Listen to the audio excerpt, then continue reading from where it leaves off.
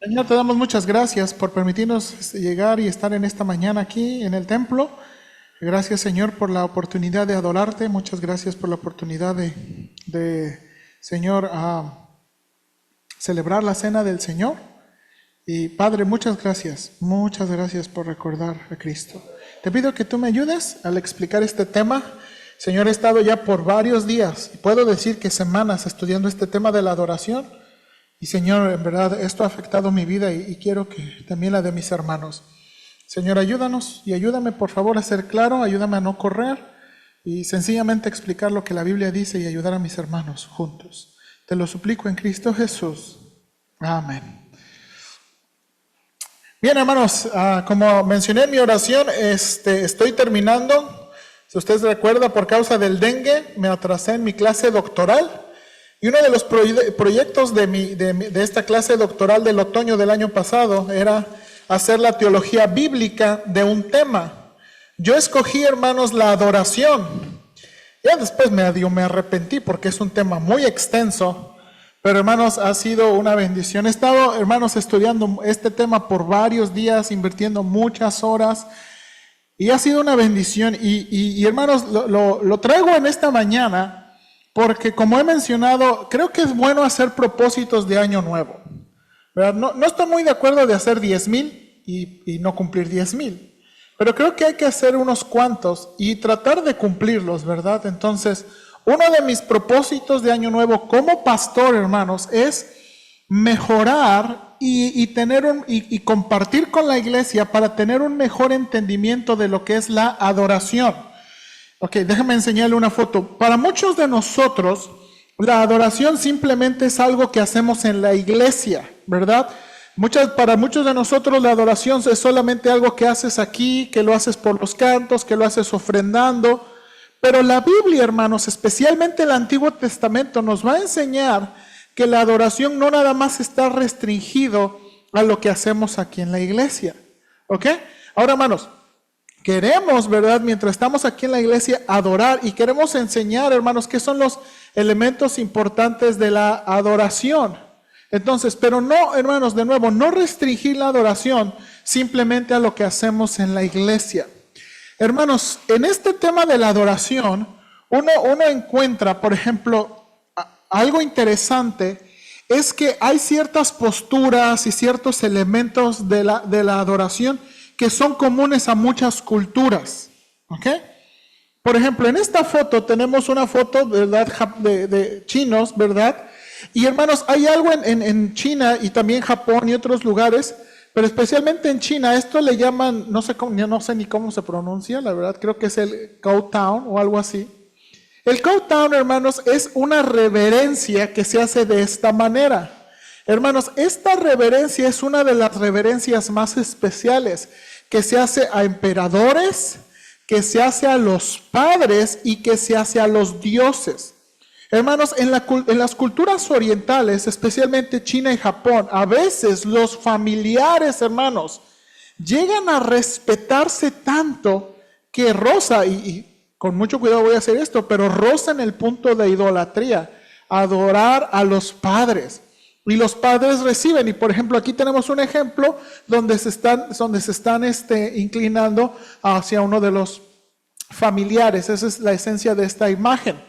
Ahora, esta postura es muy común, hermanos, en muchas culturas, como una postura de reverencia, como una postura de adoración, ¿ok? Y de nuevo, no está restringido necesariamente a un culto o a una iglesia.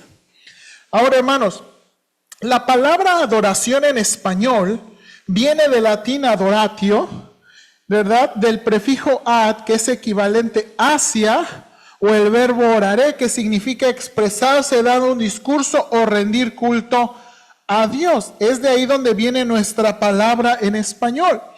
En inglés, la palabra adoración en inglés es la palabra worship, que viene la idea de dar valor, to ascribe worth.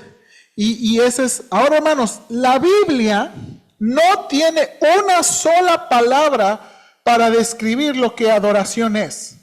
En la Biblia no existe una palabra. Ahora, los traductores a veces utilizan adorará, adorará y varía mucho, pero la Biblia no tiene una sola palabra para la adoración, por lo que eso complica el estudio, ¿verdad? Hermanos, cuando yo empecé este tema, yo dije, lo voy a hacer rapidito, pero como tiene tantas palabras, y uno tiene que ver todas las veces que aparecen esas palabras en la Biblia, pues el estudio se complica. Ahora, si usted se dio cuenta, en la portada puse una teología bíblica. Ok, ¿qué significa esto? Déjeme explicarle. Quiero explicarle lo que hice y quiero explicarle de nuevo. Quiero que sea un ejemplo, hermanos, de lo que comúnmente hacemos los predicadores y que debemos hacer los cristianos cuando estudiamos un tema. La teología bíblica, hermanos, es un método de estudio. Estudia la Biblia por un método inductivo, gramatical e histórico. Hermanos, lo importante es lo que el texto dice en su contexto histórico. El método inductivo, hermanos, es el método que trata de descubrir. En lugar de imponer ideas, en lugar de uno defender sus ideas, el método inductivo trata, hermanos, de descubrir por observar, trata por interrogar, por interpretar, por aplicar. En la teología bíblica, hermanos, trata de descubrir los énfasis naturales de los libros o los temas. Es consciente del progreso de Dios al darnos su palabra. Lo que voy a hacer en esta mañana, y no es propiamente un sermón, pero quiero, hermanos, que caminemos cronológicamente para ver, hermanos, cómo Dios va desarrollando este tema de la adoración, desde Génesis hasta avanzar. Ahora, no significa que voy a ir lento, voy a ir por pasajes claves. Hoy, a lo mejor hoy un poquito más lento, pero quiero que vea cronológicamente en el desarrollo de la Biblia cómo Dios desarrolló este tema de la adoración. Hermanos, Dios no nos dio su palabra así, de un solo. Fue caminando, ¿verdad? Dios fue revelándose progresivamente. Trata también la teología bíblica, trata de hacer las conexiones apropiadas entre libros y temas a través de toda la Biblia. Por ejemplo, hoy, hermanos, vamos a hablar de la ofrenda de Abel.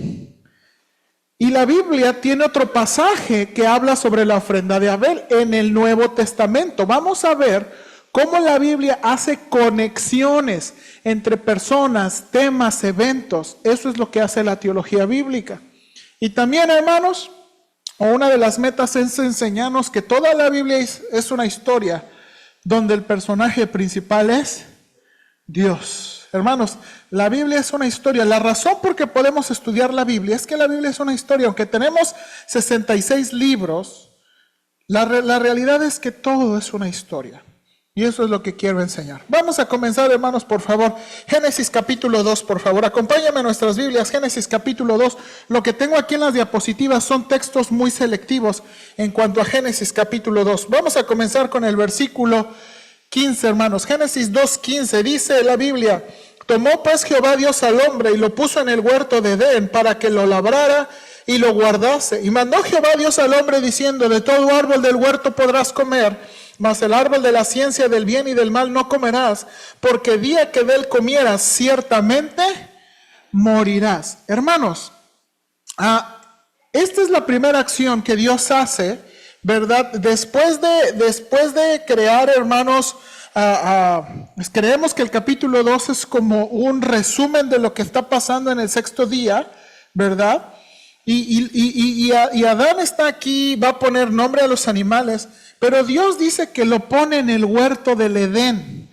Y, hermanos, la Biblia utiliza dos palabras: para que lo labrara y lo guardase. Ok, hermanos, estas palabras hebreas que se utilizan aquí, se utilizan también en el libro de Números, capítulo 3, versículos 7 y 8. No tiene que ir, aquí lo tengo en la pantalla. Dice el libro de Números: y desempeñen, está hablando de los sacerdotes, el encargo de él y el encargo de toda la congregación delante del tabernáculo de reunión para servir en el ministerio del tabernáculo, y guarden los utensilios del tabernáculo de reunión y todos los encargados a ellos por los hijos de Israel, y ministren en el servicio del tabernáculo. Números 18:5. Y tendréis el cuidado del santuario y el cuidado del altar, para que no venga más la ira sobre los hijos de Israel. Las palabras aquí, hermanos, que se utilizan en Génesis capítulo 2, se utilizan también esta combinación. Reina Valera lo tradujo labrar, pero esta palabra puede significar servir, trabajar. Pero esta palabra guardar se utiliza en un contexto de las cosas sagradas. Hermanos, usted se va a dar cuenta, ahorita voy a poner un pasaje, que parece ser que el Edén es un lugar muy especial. Dios creó todo, ¿verdad? Dios creó todo el mundo y plantó un huerto. Este huerto del Edén es muy especial en muchas maneras. La primera cosa es que Dios dice que caminando con el hombre. Hermanos, ¿usted puede imaginarse eso? Dios caminando con el hombre gozar de la presencia de Dios de una forma ininterrumpida, escuchar a Dios. Hermanos, este huerto del Edén es un huerto muy especial y pareciera, y ahorita le voy a demostrar, que el huerto del Edén funciona como un tipo de templo. Y Adán es mandado a trabajar, labrar, servir y guardarlo.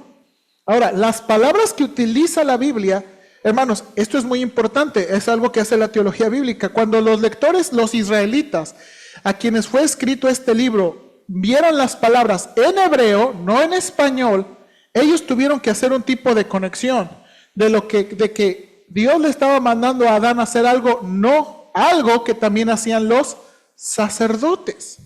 Ahora, mire por favor. Nótese. Ahora, ¿cómo sabemos que este es un lugar importante? Bueno, usted vemos en capítulo 2, nos narra, ¿verdad?, la creación de la mujer y nos narran muchos otros detalles, pero en el capítulo 3 vemos que el hombre desobedece ¿verdad?, y vemos la caída. Nótese lo que Dios hizo después de la caída. Dice Génesis 3, 23 y 24, por favor, mire ahí en sus Biblias o aquí en la pantalla. Y sacó Jehová del huerto del Edén para que labrase la tierra de que fue tomado. Echó pues fuera al hombre y puso al oriente del huerto del Edén querubines y una espada encendida que se revolvía por todos lados para guardar el camino del árbol de la vida. Hermanos, cuando el hombre pecó, el hombre no podía seguir en Edén. No podía seguir en Edén. Y miren, este versículo se enfatiza 2 veces. Dios los sacó. Dios los expulsó del Edén. No podían seguir. Ahora, hermanos, note aquí, ¿qué es tan especial en el Edén que Dios tiene que poner querubines y una espada encendida para protegerlo? Ahora, note también que cuando Dios saca a Adán, dice que lo sacó para que labrase la tierra que fue tomado. O sea, no significa que no podía seguir trabajando, pero ahora iba a trabajar fuera del Edén. Y mire la última referencia. ¿Por qué era tan especial que tuvo que poner querubines y una espada? Porque dentro de él había el camino del árbol de la vida, hermanos. El árbol de la vida. Ahora, nótese por favor, en el libro de Apocalipsis, los últimos capítulos del libro de Apocalipsis, dice que el capítulo 21, versículo 22, hablando de la nueva Jerusalén, y vi en ella, está hablando de la nueva Jerusalén. Hermanos, déjeme, hermano, no hay tiempo para chacotear ni tantas cosas, pero, hermanos, muchas veces, yo no sé por qué en la iglesia pensamos que, cuando yo hablo con mis hijos, tratar de enseñarles, pero hermanos, a veces en la iglesia, cuando pensamos en el cielo, o pensamos en el lugar eterno donde vamos a vivir, pensamos así como que vamos a flotar ahí en el universo, ¿verdad? Y nos vamos a mover, y a veces tenemos unas ideas un poquito raras del cielo. Pero en la Biblia, hermanos, la Biblia tiene ideas muy concretas acerca del cielo. Por ejemplo, aquí, hermanos, no vamos a vivir en el cielo, ¿sabía eso? El cielo es el lugar intermedio. Cuando morimos, si ahorita morimos, vamos a la presencia de Dios, pero ese no es el lugar eterno. El lugar donde vamos a vivir por siempre es la Nueva Jerusalén. Es una ciudad en una tierra. Hermanos, con cuerpos glorificados, no como fantasmitas, ni espíritus ahí, ¿verdad? No, hermanos. Vamos a vivir en una ciudad, ¿ok? En una tierra con cuerpos glorificados. Hermano, yo espero más esbeltos, ¿verdad? Y todo, y más jóvenes y todo. Pero dice aquí, vi en ella el templo, y no vi en ella templo, hablando de la Nueva Jerusalén, porque el Señor Dios Todopoderoso es el templo de ella y del Cordero. No, en la Nueva Jerusalén, una ciudad, ¿verdad? No va a haber templo porque Dios es el templo. En el capítulo 22 dice, por favor sígame ahí si usted tiene ahí su Biblia, Apocalipsis capítulo 2, 21, 1 al 4, aquí lo tengo. Después me mostró un río limpio de agua de vida, resplandeciente como cristal, que salía del trono de Dios y del Cordero. En medio de la calle de la ciudad, a uno y a otro lado del río, estaba, mire que hay en la Nueva Jerusalén, el árbol de la vida, que produce 12 frutos, dando cada mes su fruto, y las hojas del árbol eran para la sanidad de las naciones. Y no habrá más maldición. Y el trono de Dios y del Cordero estará en ella. Ahora mire aquí, hermanos, mire esto importante.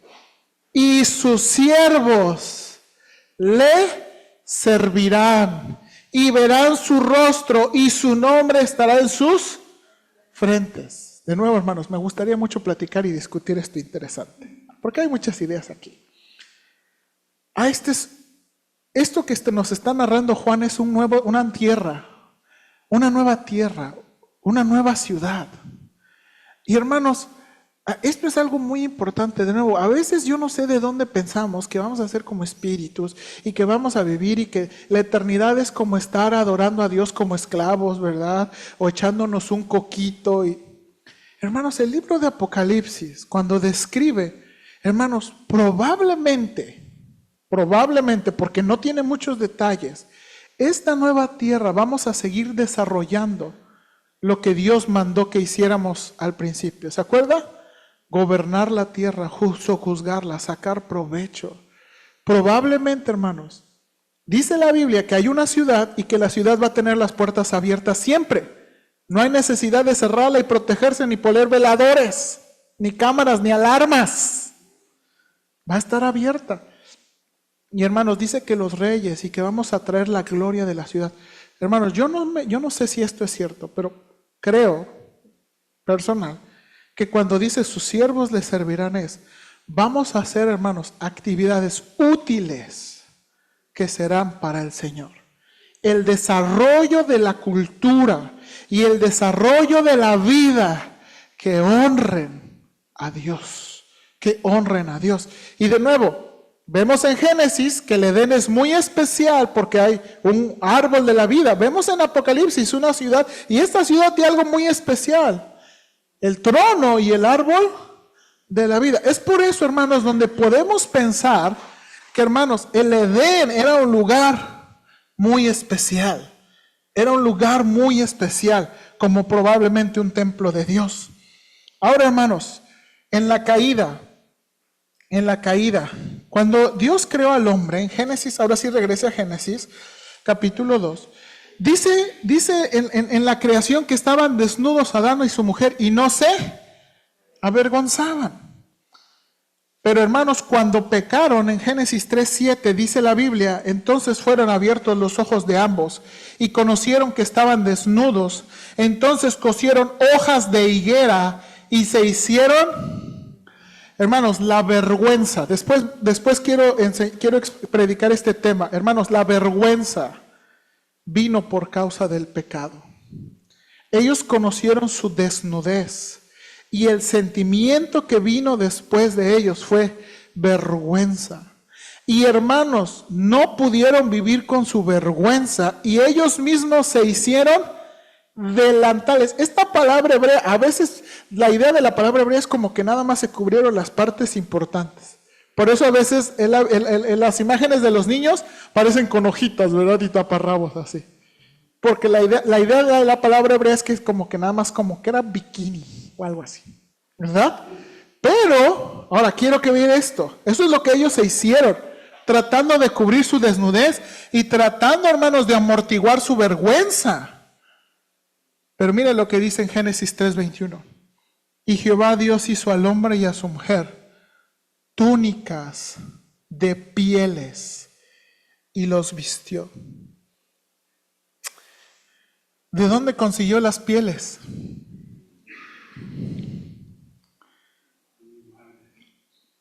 Ok, esas pieles tuvieron que ser de animales. Y para que consiguieran las puras pieles, probablemente tuvo que ofrecerse un sacrificio. Por eso le puse aquí, hermanos, en el título, un sacrificio implicado. Hermanos, ¿qué entenderían los receptores originales? Cuando los judíos leyeron esta historia y sus hijos leían esta historia, acostumbrados a sacrificios, acostumbrados a quitar pieles, cuando leyeran que Dios le hizo al hombre y a la mujer túnicas de pieles, ¿qué inmediatamente ellos pensarían? Tuvo que haber un sacrificio. Tuvo que haber un sacrificio. Ahora, hermanos, aquí hay algo muy importante. Aquí, hermanos, de nuevo, hay una conexión entre un sacrificio para ayudar con el pecado y la vergüenza. ¿Ok? Con el pecado y la vergüenza. Los receptores originales entenderían esto, acostumbrado a los... Ahora, hermanos, en Génesis capítulo 4, por favor. Génesis capítulo 4. Adán y Eva tienen sus hijos. Creemos que fueron los primeros. Y dice, hermanos, versículo 3 y 4. Y aconteció andando el tiempo que Caín trajo del fruto de la tierra una ofrenda a Jehová. Y Abel trajo también de los primogénitos de sus ovejas, de lo más gordo de ellas. Ok, hermanos, aquí, este pasaje. Dice que andando el tiempo, probablemente ya eran un poquito más grandes, porque Caín y Abel tenían la capacidad de ¿qué? ¿Qué le gusta? Caín dice que trajo del fruto de la tierra. Él ya tenía que saber sembrar, saber cosechar y saber recoger. Mi Gordi nada más sabe comer, ¿verdad? Todavía no está en esa capacidad. Entonces probablemente eran hijos un poquito más grandes. Abel, ¿verdad? Trajo de los primogénitos de sus ovejas, de lo más gordo de ellas. Ahora, hermanos, aquí, muy interesante. Trajeron una ofrenda a Jehová. Esta palabra ofrenda. ¿Por qué se trae una ofrenda? ¿Para qué funciona una ofrenda? ¿Qué es lo que busca una ofrenda? Ok. Y esas son nuestras preguntas, ¿no? Porque uno está leyendo la Biblia de nuevo. Los judíos, para ellos es un poquito más claro. Mexicanos batallamos. Porque no estamos acostumbrados a esto. ¿Una ofrenda? ¿Para qué traer una ofrenda? ¿Para qué traerla? De nuevo, hermanos, lo que nos va a enseñar la Biblia es que una ofrenda va a ser de nuevo algo material que se trae para reconocer a una persona, agradar a una persona, buscar el favor de una persona. ¿Ok? En este caso, los hijos de Adán y Eva traen una ofrenda al Señor como un reconocimiento de quién es Él. ¿Ok? Tratan de traer una ofrenda para reconocer quién es Él. Ahora, hermanos, miren lo que dice el siguiente versículo. Y miró Jehová con agrado. Ahora, hermanos, aquí la teología bíblica, las palabras. Y miró Jehová con agrado a Abel y a su ofrenda. Pero no miró con agrado a Caín y a la ofrenda suya. Ok, los dos traen una ofrenda. Los dos quieren reconocer a Dios, pero Dios solamente mira con agrado una sola ofrenda y una sola persona, una sola ofrenda. ¿Por qué? Hermanos, ¿por qué? ¿Qué fue lo que agradó a Dios? Ahora, los judíos, hermanos, los judíos, de nuevo, inmediatamente pudieron pensar, pues es que Caín trajo frutas y Abel trajo un sacrificio. Pues a Dios le agradan los sacrificios. Pudiera ser, pero el texto nunca nos dice. Pudiera ser. Pero este pasaje, hermanos, es muy especial. ¿Por qué? Porque el escritor de Hebreos nos dice, mire por favor, Dice Hebreos 11:4. Por la fe, Abel ofreció a Dios más excelente sacrificio que Caín.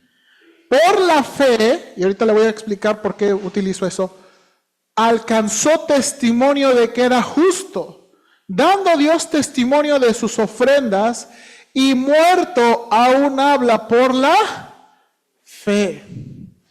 El escritor de Hebreos nos ayuda con la interpretación de lo que está pasando aquí en Génesis capítulo 4 y nos enseña, por la fe, Abel ofreció a Dios más excelente sacrificio que Caín.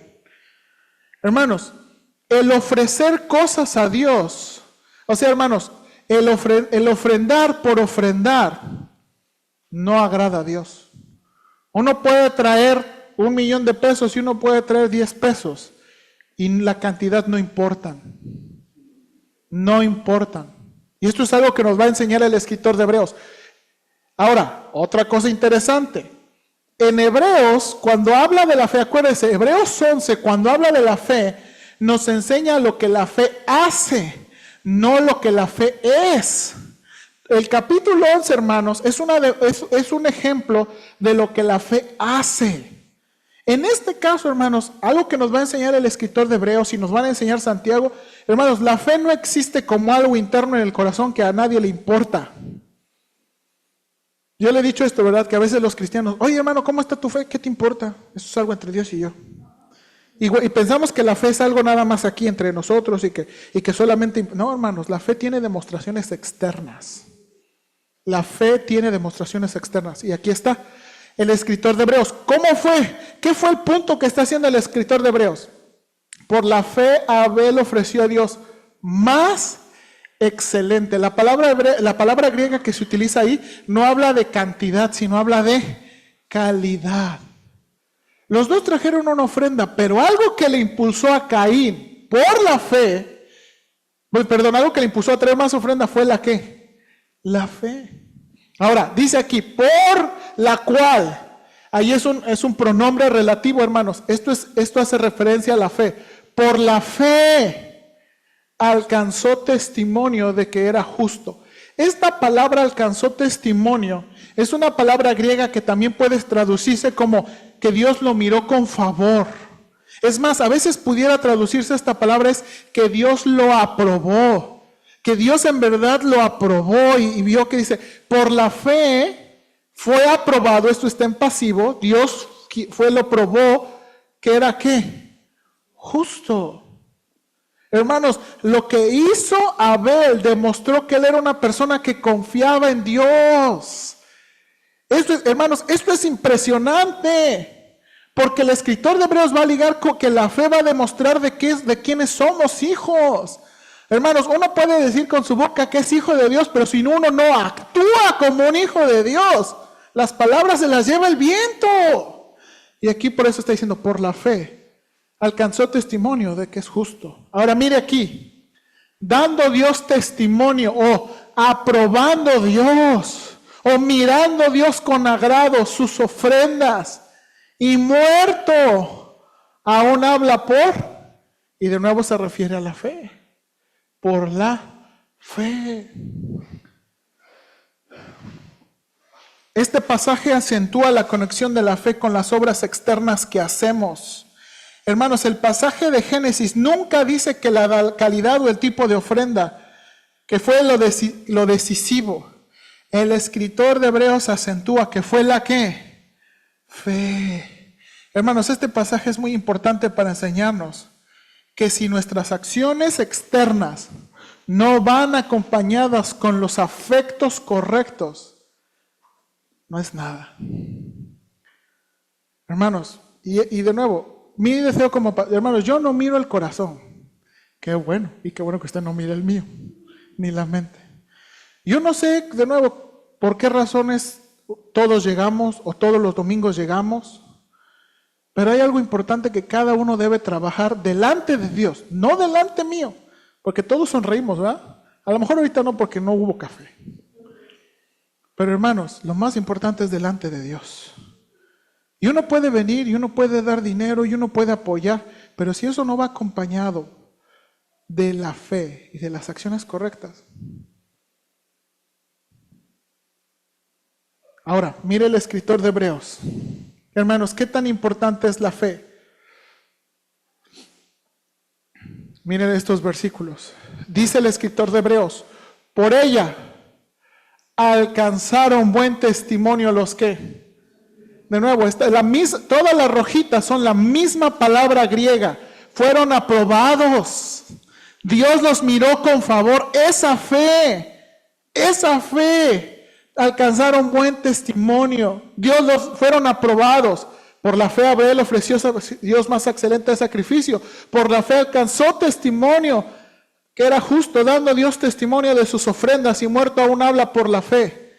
Por la fe Enoc fue trasladado al cielo para no ver muerte, y no fue hallado porque lo trasladó Dios. Edité ahí. Y antes que fuese traspuesto, tuvo misma palabra, fue aprobado. Lo miró con favor de haber ¿qué? Agradado a Dios. Y luego nos da este tremendo versículo. Sin fe es imposible agradar a Dios. Sin fe es imposible agradar a Dios. Porque es necesario que el que se acerca a Dios, crea que existe, me faltó un verbo, y que es galardonador de los que le buscan. Hermanos, yo le invito a cualquier cosa que usted haga para Dios, pero especialmente cuando nos reunimos aquí, crea que Dios nos va a hablar en su palabra. Crea que Dios tiene algo para nosotros, ya sea a través de los himnos o ya sea a través de la predicación. Acuérdense que los himnos también son ministerio de la palabra, por eso estamos tratando, y digo tratando porque todavía no lo hacemos a la perfección, de poner himnos que tengan un buen contenido. Hermanos, venimos creyendo, hermanos, usted debe tener una expectativa a la iglesia. Tiene que tener una expectativa cuando nos reunimos. Si no tenemos una expectativa y nada más venimos y echamos dinero o lo que sea, sin fe es imposible agradar a Dios. Sin fe es imposible agradar a Dios. Nos los está diciendo. Y de nuevo, hermanos, yo no soy el termómetro de aprobación de Dios. Yo no me haga, ni a los hermanos haga. Dios sabe nuestros corazones. Dios sabe a veces los sacrificios que se hacen para venir. Hermanos, para muchos de ustedes el domingo es el único día de descanso. A lo mejor muchos madrugan. Y el domingo, pastor. Dios ve los sacrificios que usted hace. Dios ve los sacrificios. Importante aquí. Ahora, mire por favor. Regrese a Génesis 8, por favor.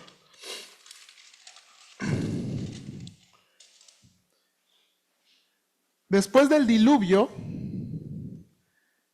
dice la Biblia que edificó Noé un altar a Jehová y tomó de todo animal limpio y de toda ave limpia y ofreció holocausto en altar. Y percibió Jehová olor grato y dijo Jehová en su corazón: no volveré más a maldecir la tierra por causa del hombre, porque el intento del corazón del hombre es malo desde su juventud, ni volveré más a destruir todo ser viviente como he hecho. Hermanos, yo creo que el Señor era sonorense porque le gustaba la carne asada, porque mire, sacrifica animales y dice que percibió de olor grato.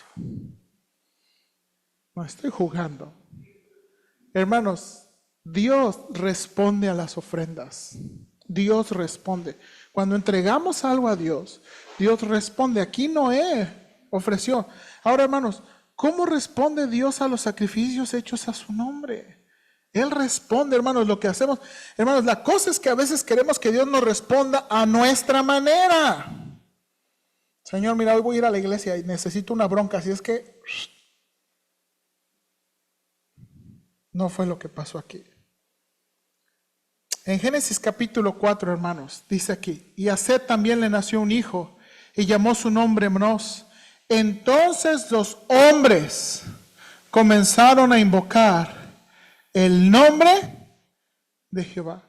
Hermanos, después de que la Biblia, si usted nota ahí el capítulo 4 de Génesis, después de que Caín mata a Abel, después que se da todo el linaje de la familia de Caín, el último versículo dice que a Set también le nació un hijo. Dios le dio a Adán y Eva otro hijo y llamaron a este hijo Enos, y los hombres comenzaron a invocar el nombre de Jehová. Hermanos, esta palabra invocar el nombre de Jehová no se utiliza tantas veces, pero la idea aquí es que comenzaron a identificarse como a personas que buscaban a Dios. Ahora, hermanos, esta palabra invocar es una palabra que liga a Abraham y a los patriarcas. Mire, por favor, cuando salió en Génesis capítulo 12, versículo 8, dice que luego pasó de allí a un monte al oriente de Betel y plantó su tienda, teniendo a Betel al occidente y a Ai al oriente. Y edificó allí altar a Jehová e invocó el nombre de Jehová. Hermanos, ¿se acuerda usted la historia de Abraham? Dios le dice, sal de tu tierra, de tu parentela, y vete a la tierra que te mostraré. Hermanos, acuérdese de nuevo, cuando Dios le dijo eso a Abraham, Abraham vivía en una ciudad desarrollada. Ur de los Caldeos era una ciudad desarrollada, era una ciudad. Hermanos, hermanos, probablemente, acuérdense que esto está pasando después de Babel. Babel, hermanos, ellos querían construir una pirámide para tratar de controlar a Dios. Dios tiene que confundirlos con las lenguas. En esas ciudades desarrolladas era probablemente donde vivió Abraham. Josué nos dice que Abraham y su familia eran paganos, servían a dioses paganos.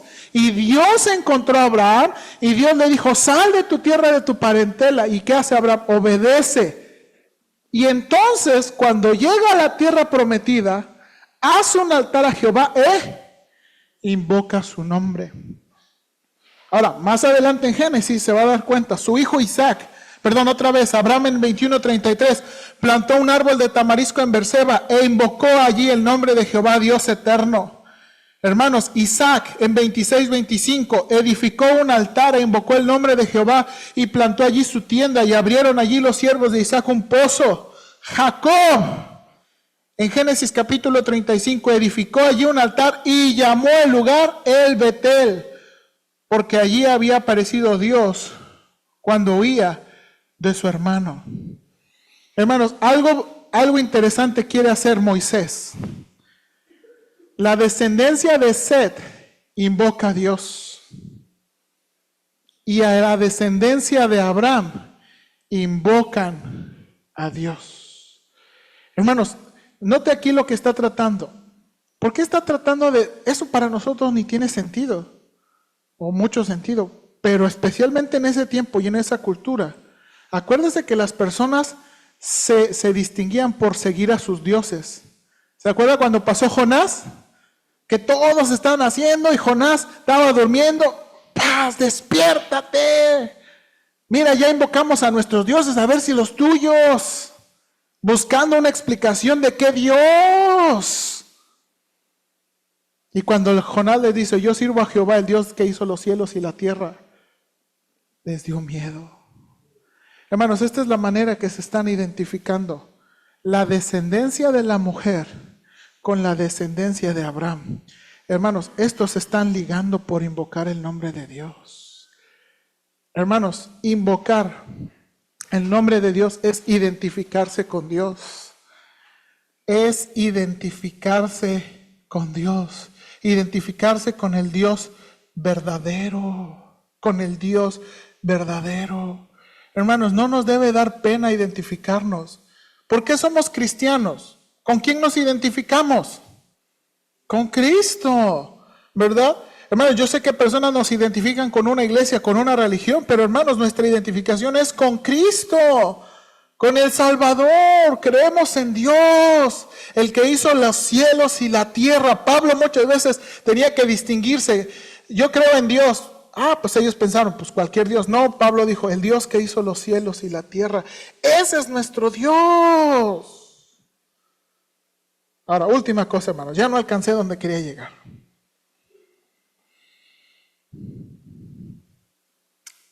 Probó, dice más adelante, este Dios a quien invocan y sirven. Probó Dios a Abraham. Toma ahora tu hijo, tu único, Isaac, a quien amas, y vete a tierra de Moriah, y ofrécelo allí en holocausto sobre uno de los montes que yo te diré.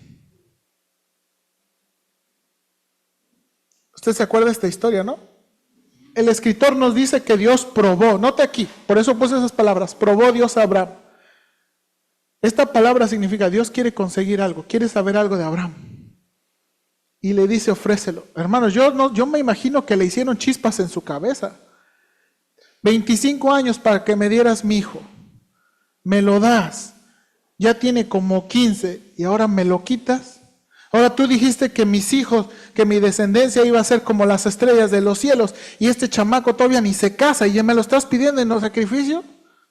Hermanos, ¿usted cree que no le hicieron chispas en su cerebro? Pero si usted lee Génesis capítulo 22, nunca, oye Señor, fíjate que yo no estoy de acuerdo, pues ¿cómo le vas a hacer? No, dice la Biblia que se levantó de temprano y obedeció. Se fue y obedeció. Usted conoce toda la historia. Cuando está por sacrificar, mire las palabras de Dios. No extiendas tu mano sobre el muchacho ni le hagas nada, porque ya conozco que temes a Dios. Por cuando no me rehusaste tu hijo, tú único. Hermanos, ¿cómo prueba Dios nuestros corazones? ¿Cómo sabemos que en verdad estamos siguiendo a Dios? ¿Cómo sabemos que estamos creciendo? Por obediencia. Hermanos, este capítulo es crítico en la vida de Abraham. Es crítico en la vida de Abraham. De nuevo, hermanos, uno puede identificarse con Dios, traer ofrendas, pero no sé si se está notando que actos externos que no van acompañados del corazón y de la fe son vanos. Mire un pasaje paralelo. Éxodo 20, usted se acuerda, los 10 mandamientos. Después de que Dios les da los 10 mandamientos, acuérdese de esta escena, todo el pueblo está escuchando a Dios. Hermanos, todo el pueblo está escuchando a Dios, está escuchando las palabras de Dios en su idioma, en un tronido horrible. ¿Se acuerda que ellos van a decir, no, ya. Moisés, habla tú con Dios y si Dios sigue hablando con nosotros, nos vamos a morir. Y hermanos, este de nuevo es mi excusa. Aquellos que dicen que Dios me habla audiblemente, ay, no saben lo que dicen. No saben lo que dicen. Si Dios te hablara audiblemente, te caerías desmayado. Porque las palabras de Dios. Después de que le da los mandamientos, y Moisés respondió al pueblo, no temáis, porque para probaros vino Dios. Por eso está hablando, por eso les está haciendo escuchar sus palabras, por eso está esa imagen majestuosa, para que su temor esté delante de vosotros, para que no ¿qué? Para que no pequéis. Esto se lo da después de los 10 mandamientos, para que sepan que Dios es verdad, para que sepan que Dios existe, para que sepan que servimos al Dios vivo y verdadero. Hermanos, muchas veces, ¿sabe por qué no pecamos? No por las motivaciones correctas. Pecamos porque no, pues peco y me va a ir mal. Y a veces, hermanos, lo que está en nuestro corazón de no pecar es el castigo. No es que si peco Dios me va a castigar. Es que si peco, no, pues me va a pasar esto. Es que sí. Pero hermanos, tenemos que tener el pecado primero ofende a Dios. Y lo que está en esta conexión de palabras, probaron y temor, es la misma que utiliza para Abraham, probó y temor. Nos está enseñando, hermanos, de nuevo, que uno tiene que obedecer a Dios con el correcto corazón. Con el correcto corazón. Hermanos, sabemos aquí, Abraham no ofreció a Isaac. Y lo que agradó a Dios fue su obediencia. Y hermanos, muchos de nosotros cuestionamos a Dios y negociamos con Dios. No, Señor, ¿cómo crees? ¿Cómo crees que voy a hacer esto? ¿Cómo crees que voy a hacer esto? Y no obedecemos. Y nos creemos mejores que Dios en muchas cosas. Tenemos que tener cuidado. Hermanos, estas palabras y estas escenas nos van enseñando lo que es adoración. Lo que es adoración. Adoración busca la presencia de Dios. Adoración, hermanos, requiere demostraciones externas de la fe. Hermanos, adoración requiere de nuevo las actitudes correctas. Uno puede tener una ofrenda, uno puede tener dinero, pero si no va acompañado, la adoración requiere obediencia. Obediencia. Y así, hermanos, vamos a caminar en la Biblia desarrollando este tema de la adoración. Vamos ahora. Señor, gracias te doy.